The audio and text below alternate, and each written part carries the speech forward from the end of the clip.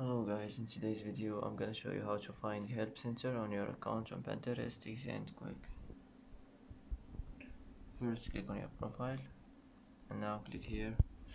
Now click settings and now here you'll find it on support settings. You will find get help, click on it, and here as you see you will find this you'll find the help center, and that's it. That's how to find help center on your account on Pinterest, easy and quick, and that's it for today.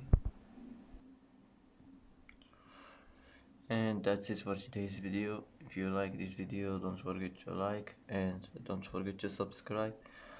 I hope this video is helpful for you, and thanks for watching until the end, and see you in the next video.